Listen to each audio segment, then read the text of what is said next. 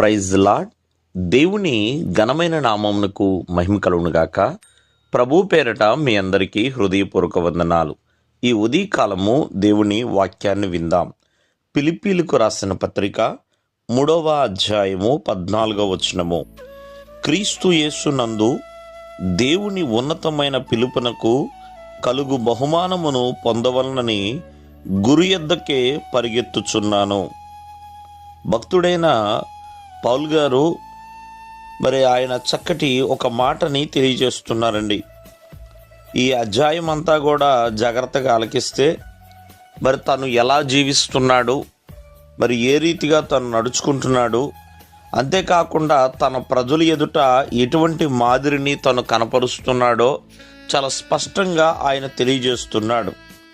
అంతేకాకుండా ముందున్న వాటి కొరకు నేను వేగిరి పడుతున్నాను, వెనకున్న వాటిని మరిచిపోతున్నాను, అలాగే ఉన్నతమైన పిలుపునకు కలుగు బహుమానము పొందాలని గురి యొద్దకి పరిగెడుతున్నాను అన్నాడు. ప్రియమైన వారా, భక్తుడైన పౌలు గారు పెట్టుకున్న గురి ఎవరో కాదండి, ఆ దేవాది దేవుడే.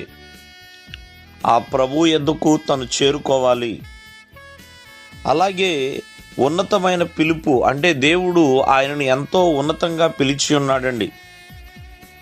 ఎంత ఉన్నతంగా పిలిచి ఉన్నాడంటే, ఒకప్పుడు తను దోషకుడుగా, హింసకుడుగా, హానికుడుగా తను జీవించాడు. కానీ దేవాది దేవుడు వాటన్నిటి నుంచి కూడా ఆయన్ని విడిపించి, ప్రియమైన వల్ల దేవుని సువార్త ప్రకటించడానికి, దేవుని ప్రజలను రక్షించడానికి, ఎంతోమందిని నాశనం నుంచి తప్పించడానికి ఆయనని పిలిచి ఉన్నాడు. కాబట్టి ఆ పిలుపుకు తగిన బహుమానం పొందాలనే పౌలు గురి యొద్దకు చేరుకుంటున్నాడు. తన యొక్క గురి ఎంతోమంది ప్రజలను దేవుని తట్టు తిప్పటం. కావున ఒకసారి ఆలోచించేద్దాం.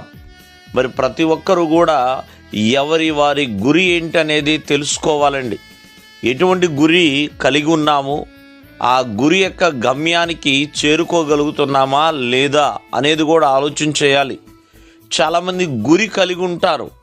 అదిగో నేను అలా చేయాలి, ఇలా చేయాలి, ఏదో అని ఎన్నో రకాల ప్రణాళికలు కలిగి ఉంటారు. కానీ ఆ ప్రణాళికలు చేరుకోవటానికి, ఆ గురి గమ్యాలు చేరుకోవటానికి పరిగెత్తరండి. భక్తుడైన పౌలు ప్రియమైన వల్లరా పరుగు పెడుతున్నాడంటే చాలా గురి యొద్దకి వెళ్ళడానికి ఉత్సాహంగా ఉన్నాడు, ఉజ్జీవముగా ఉన్నాడు, ఎంతో పట్టుదలతో ఆసక్తితో ఉన్నాడు. కాబట్టి అవమానాలని నిర్లక్ష్య పెట్టాడు.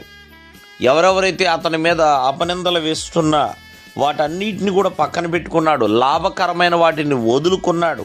నష్టముగా ఉన్న అన్నిటినీ కూడా, మేలైన వాటిని అన్నిటిని కూడా ప్రియమైన వాళ్ళరా వదిలిపెట్టేసుకున్నాడు. కావున ఎటువంటి గురి అయితే కలిగి ఉన్నామో ఆ గురి యొద్దకు పరుగు పెట్టాలి. అంతేగాని ఎక్కడున్నామో అక్కడే ఉండేవారిగా ఉండకూడదు. దేవుడు మిమ్మల్ని ఆశీర్వదించును గాక. ఆమేన్.